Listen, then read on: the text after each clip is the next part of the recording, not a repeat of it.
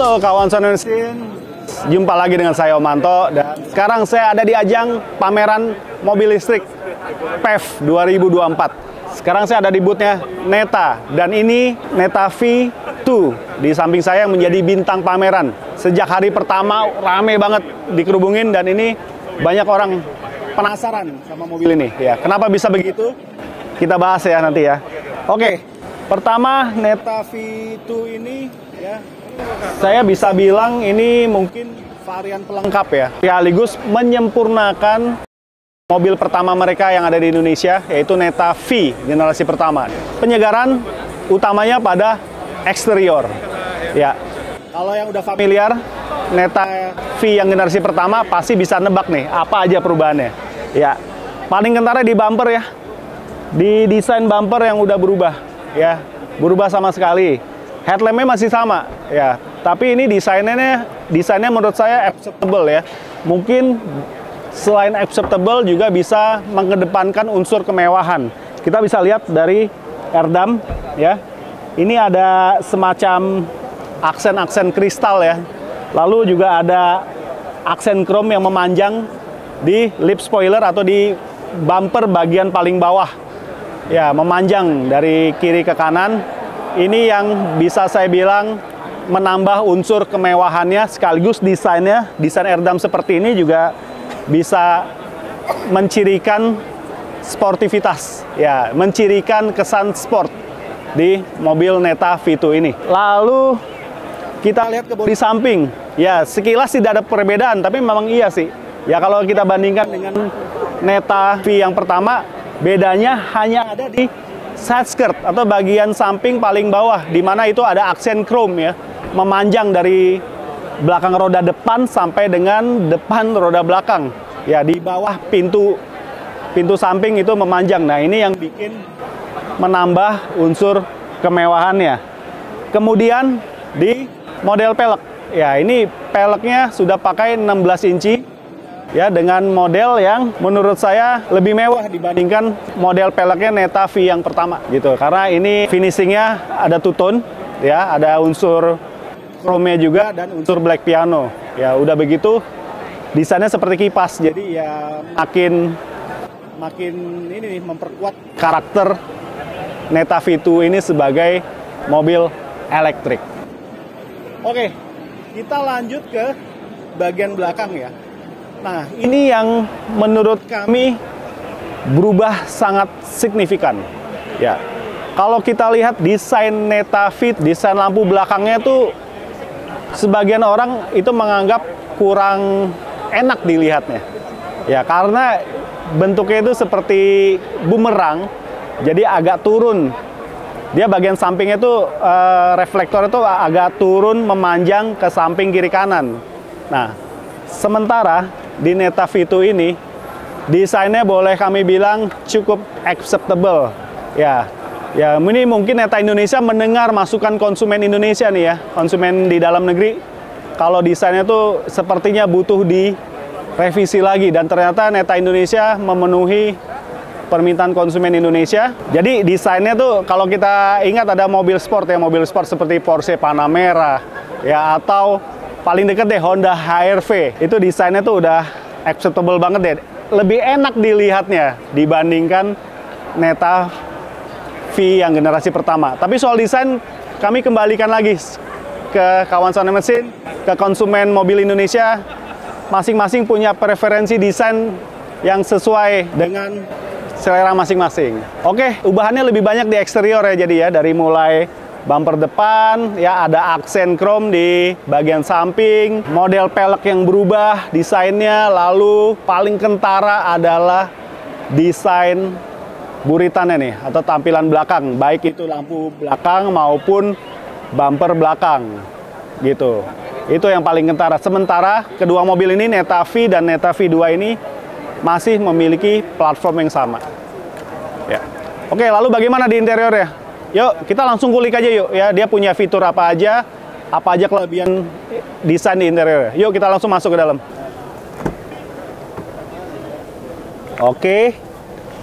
Sekarang kita coba masuk di interiornya. Oke. Impresi pertama, ini kita seperti masuk ke dalam sebuah mobil hatchback ya. Ya, ini kentara banget kalau kita masuk ke kabin ini, mobil kecil ya. Terus yang saya rasakan tuh, ini joknya saya posisikan dulu ya. Ini masih manual, maju mundur. Ya, joknya masih pengaturannya manual. Hanya maju mundur. Oh, naik turun bisa nih. Naik turun bisa. Ya. Terus direbahin, ditegakin bisa. Oke, ini posisi ideal saya. Ya. Oke, impresi pertama, desain dashboard. Nah, ini desain dashboard ini simple nih. Modern, simple. Ya. Bahannya masih didominasi oleh plastik keras. Ya, tapi yang bikin mewah nih aksen ini nih, ya. Aksen metalik ya nih. Aksen. Lalu layarnya ada dua. Layar utama 14,7 inch. Lalu di depan ini layar memanjang untuk MID, dan kalau untuk visibilitas ini enak banget ya, meskipun dashboardnya juga nggak terlalu dalam ke depan, tapi ini cukup baik ya. Ya, jadi bagi yang udah sering nyetir mobil hatchback ukuran kecil ya, small hatchback, kira-kira seperti inilah impresi berkendaranya nih. Ya, gitu. Lalu ini layar MID, ini petunjuk kilometer dalam digital ya, digital semuanya. Ya, lalu lucunya nih, ini kan fully elektrik ya, tapi icon bensin kok ada di sini nih, lucu banget nih.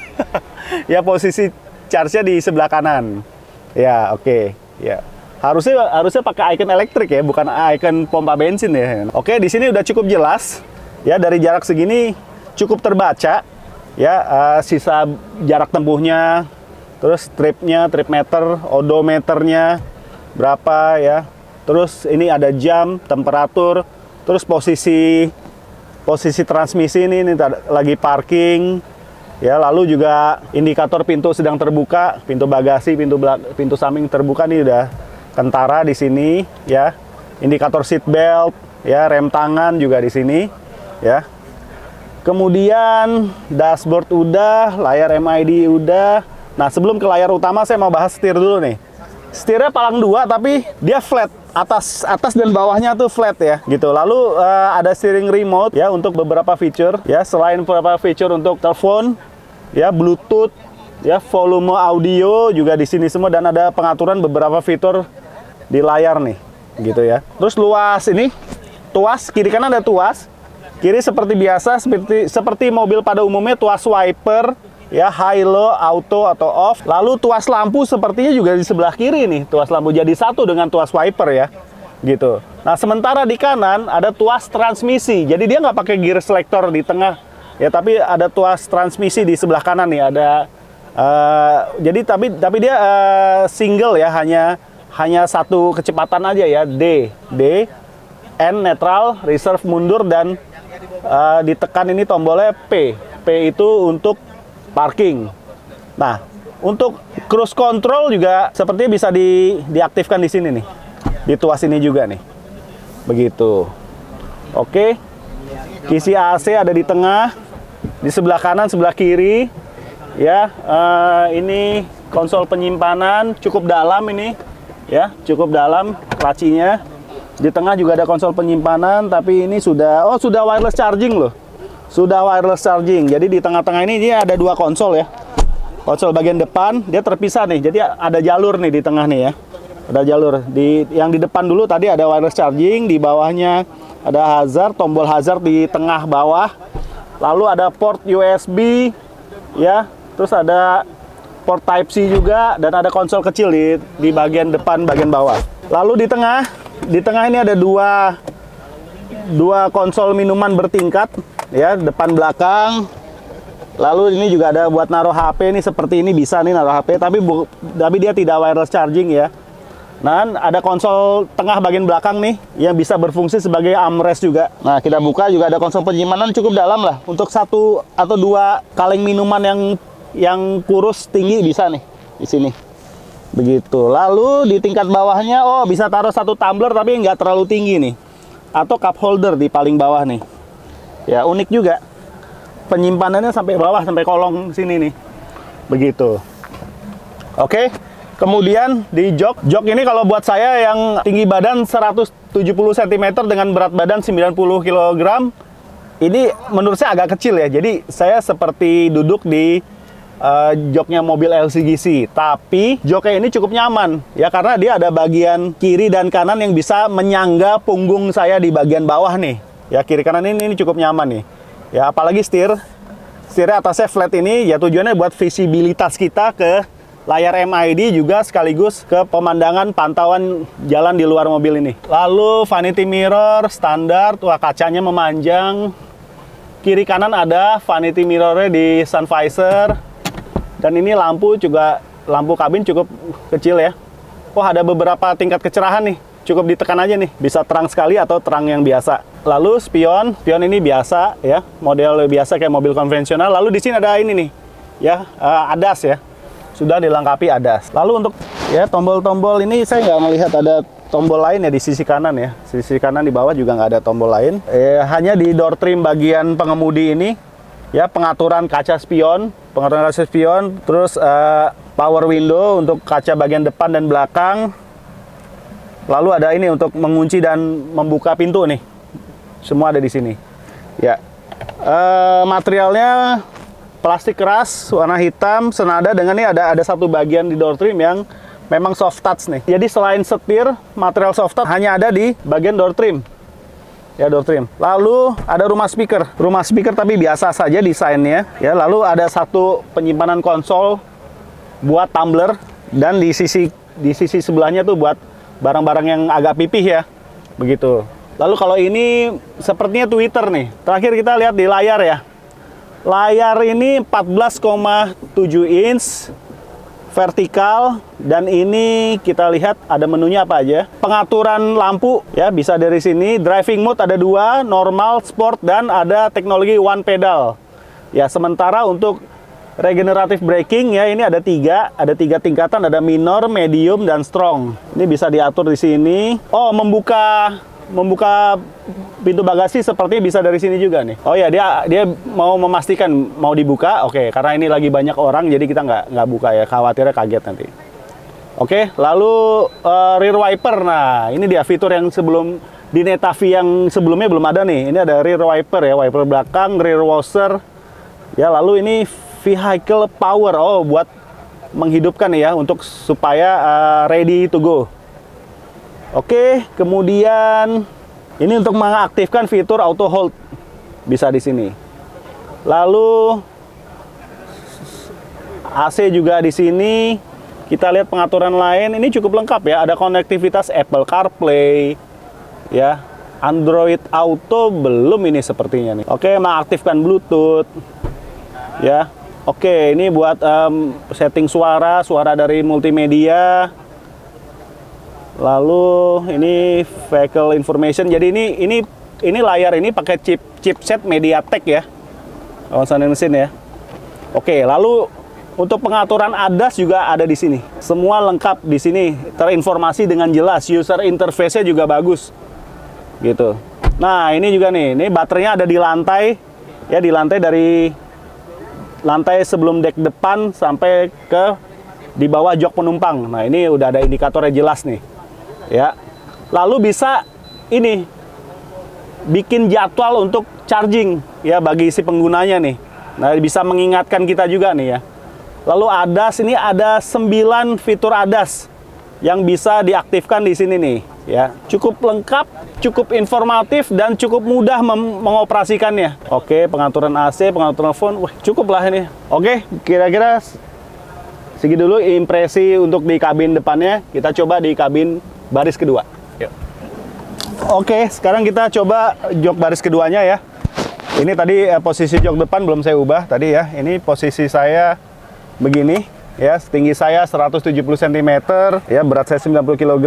Yang saya rasakan headroom sih oke ya. Terus visibilitas ke depan juga enak karena ini joknya juga nggak terlalu besar atasnya nih, headrestnya juga nggak terlalu besar ya. Terus ada handle, door trim juga simple.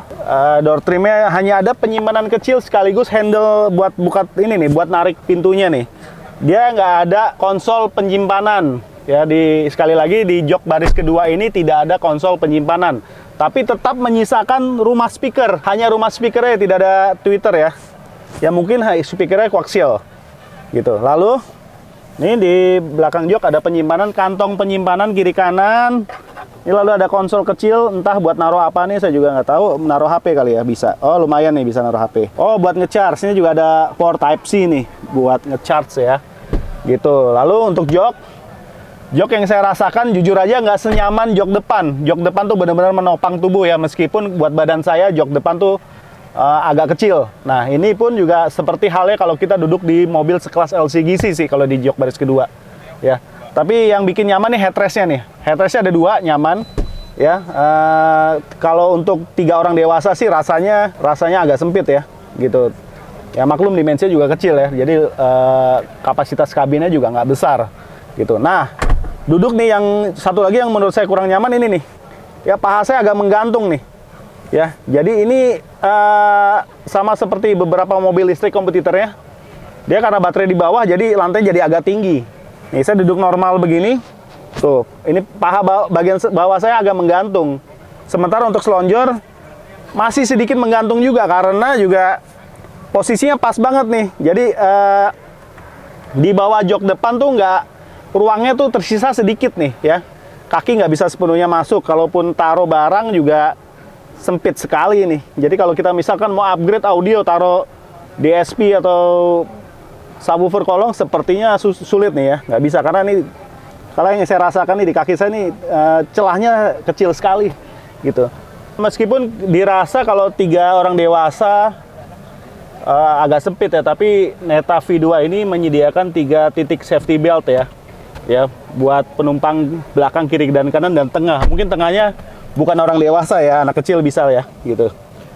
Ya headrest tersedia 2 ya, berarti betul nih bukan untuk 3 orang dewasa. Tapi ini juga yang armrest tidak ada nih, sayang banget nih. Karena kalau di dalam armrest nih enak nih. Seperti halnya kalau duduk di jok depan ada armrest ya, konsol box yang merangkap jadi armrest. Tapi kalau tengah ini yang biasanya kalau mobil-mobil kelas menengah bisa dari jok tengah bisa dibuka, ada armrest. Ini nggak bisa. Nah, lalu jok belakang ini juga dia nggak punya konfigurasi 60-40 gitu, enggak ya. Jadi kalau mau dapatkan kapasitas bagasi yang lebih besar, jok paling belakang ini harus direbahin semuanya, nggak bisa 60-40 begitu. Ini ciri khas dari hatchback ataupun LCGC ya, yang seperti itu juga gitu. Tapi ini joknya cukup enak nih, materialnya kulit ya, depan dan belakang juga dipadu dengan bahan perforasi juga ya, dengan motif yang cukup mewah motifnya. Ya saya akui ini motifnya cukup mewah. Lalu door trim juga sama seperti depan, nggak semuanya material plastik, tapi ada sebagian kecil yang pakai material soft ya. Begitu. Oke, kira-kira gitu impresi duduk di belakang Neta V2. Ya, kita lihat bagasinya ya. Oke, sebelum masuk bagasi, kita mau bahas sedikit tentang area belakangnya ya. Ya, desain lampu belakang, bagasi, dan bumper yang boleh saya bilang ini sudah direvisi dari model sebelumnya yang Neta V yang generasi pertama ya. Paling kentara tentu lampu ya. Ini lampunya desainnya acceptable banget ya. Mungkin ini seleranya orang Indonesia nih ya. Neta pada akhirnya menyesuaikan ya. Kalau dibanding yang generasi yang pertama ya, Neta V itu terlihat agak turun ya kiri kanannya ya, karena desainnya seperti desain bumerang gitu ya. Sementara ini desainnya layaknya mobil sport.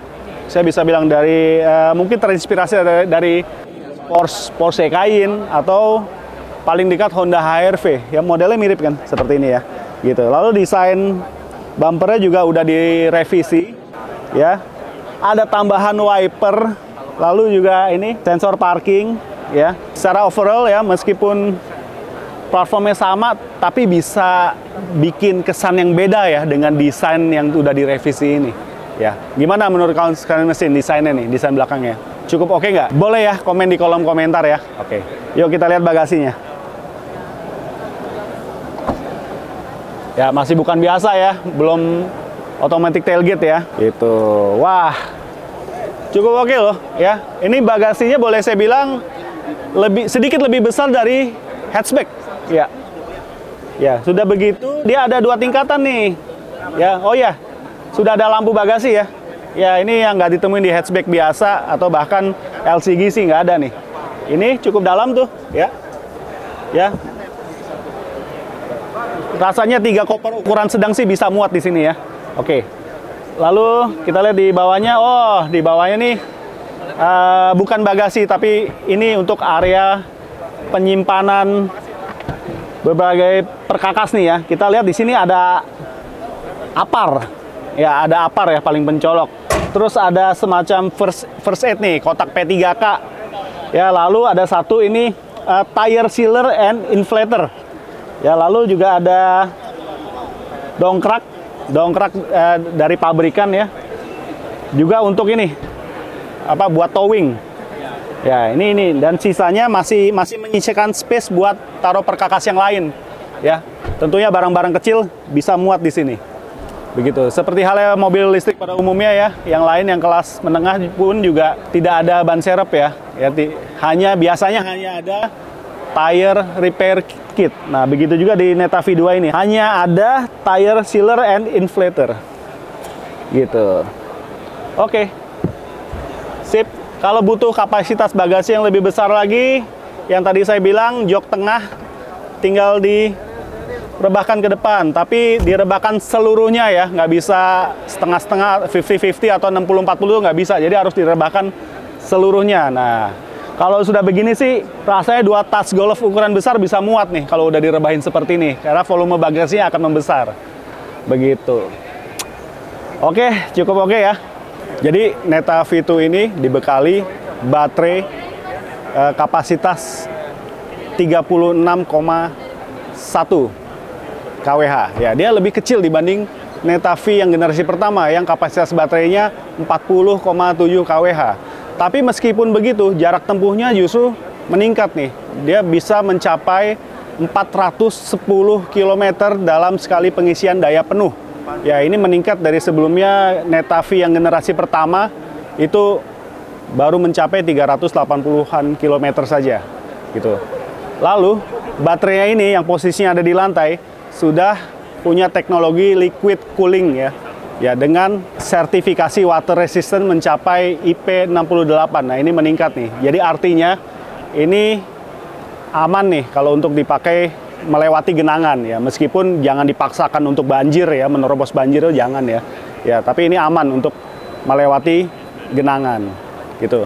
Lalu sudah begitu, untuk Neta V2 ini dia sudah fast charging ya, fast charging DC dengan tipe colokannya CCS2. Yang ini udah banyak di sejumlah SPKLU, udah gampang sekali ditemuin.